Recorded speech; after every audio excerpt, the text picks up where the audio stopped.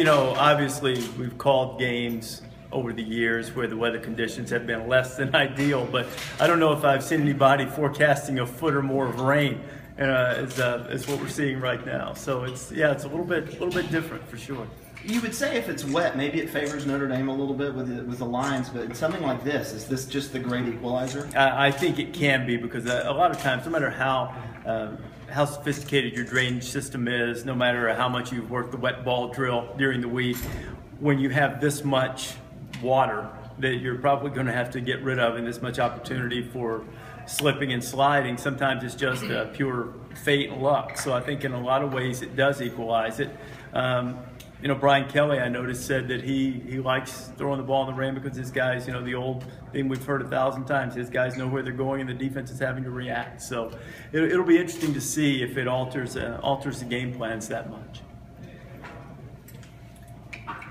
That was easy. Yeah. This is Deshaun Watson has not had a Deshaun Watson type year so far. It's been good, but not great. Sure. Yeah. Is this an opportunity for him to maybe get back in that Heisman conversation? Well, I mean, I think potentially for sure. Anytime that you have a game on a stage like this, there are a lot of individual accolades that can follow if you play well. But I think really that the significance of this game for Deshaun and for Clemson is so much.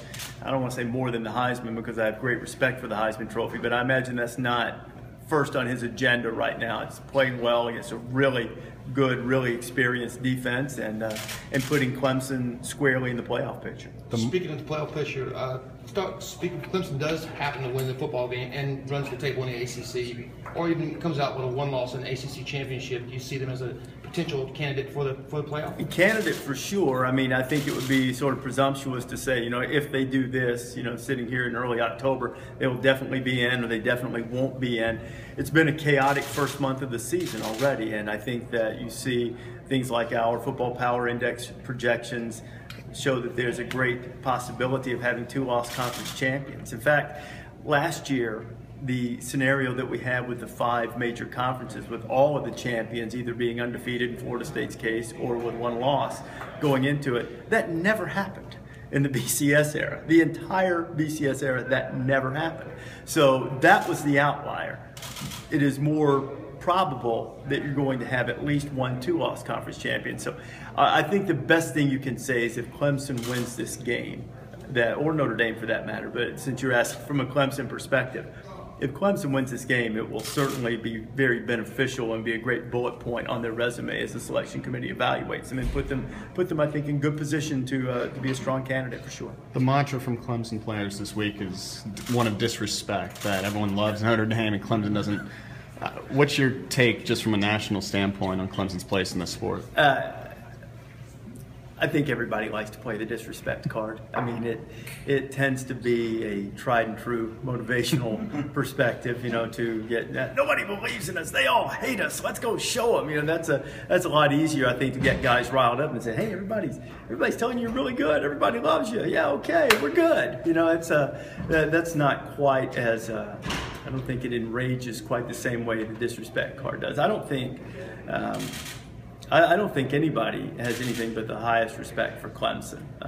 Now, that doesn't look. If people think Notre Dame's better, that doesn't mean they don't think Clemson's good. You know, so I think a lot of times people tend to take that, well, you know, you didn't pick this team or that team, it automatically means the extreme that you hate the other one. It doesn't mean that at all. You know, there are degrees on the scale, and certainly with Clemson joining Alabama and Oregon as the only other Power 5 teams and have 10-win seasons the last 4 years, it's impressive. I think they've established their place.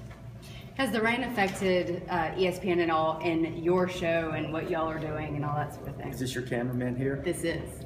Pan down or tilt down, right there.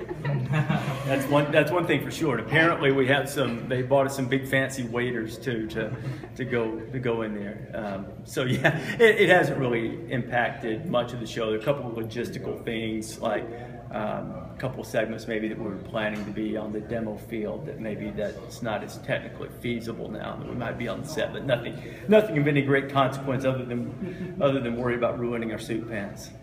I was gonna say, I know obviously you're in now in place of Chris Fowler, so I don't know how much you've been in the past in the production part of it, but has anybody with ESPN ever been broadcasting when there's a hurricane and the rains from it coming out? Oh, yeah, you know what? I don't remember which year it was exactly. Chris Felipe could tell you because he's got an encyclopedic type memory for this type of thing. But they were at West Point one year, and lightning struck the set, or struck close to the set. And Mark May, Trev Alberts, and I were in studio, and they basically said, "You guys are on, for an hour and a half or 2 hours or whatever was left in the show." So I didn't experience that side of it. I experienced the flip side when they sort of got chased off the set, and we ended up doing a show on the fly. So, I think over the course of time, these guys have been through a lot of stuff, whether it's really, really cold weather or biblical proportion rains, which we're getting now. So everybody is. We've got the best crew in television, and everybody's setting up outside. We'll get us through it, and it'll make it seem like it's a balmy, sunshiny day by the end. How different is it to do this show as opposed to basketball, especially coming to Clemson, where you did the basketball a couple times? You know what? It's the shows are different. I think they're named the same, but their aims are different, because each week in college football, as you guys know better than anybody, there are singular games that can carry great consequence that'll last the rest of the season. That never happens in basketball. Basketball, while we certainly previewed the day, I view that show as being a real issue-oriented show, and that's when that show is at its best. The football show is much more a pre-game show, set the table for the day, while certainly it handles issues beautifully. When you have guys out there like I have with me, they can handle any issue. But because of the build-up of an entire week to, I know there are games during the week too, but to that singular day, weekly on Saturday, it carries a really different feel in terms of anticipation of the games about to be played. How does the hospitality at Clemson been this week?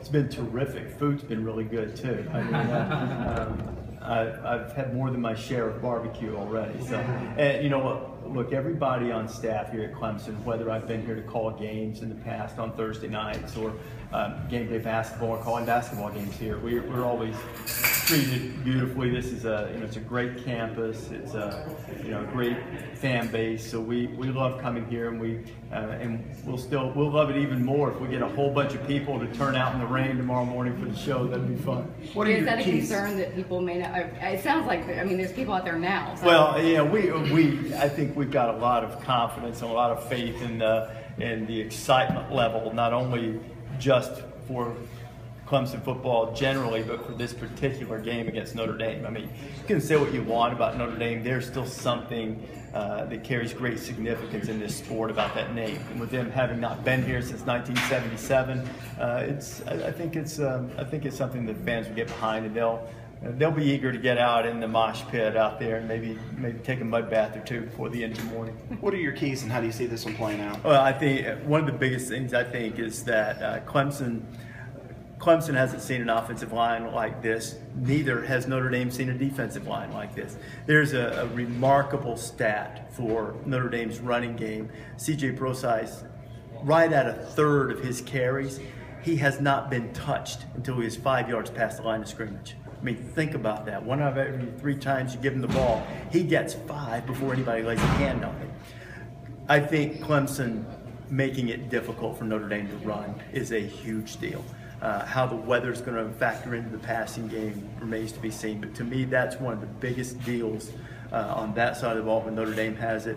And then conversely, when Clemson has the ball, I think Notre Dame's defense is, I'm not sure everybody appreciates just how good it is. They have 2 of the top linebackers in the country, in Jalen Smith and Joe Schmidt. I mean, those 2 guys, one's just the quintessential baller and the other's a freak.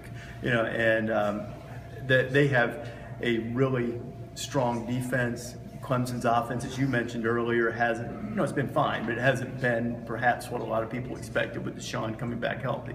So the biggest key to me is, can Clemson stop the running game? And secondary to that is, how will Clemson generate a little offense against Notre Dame defense?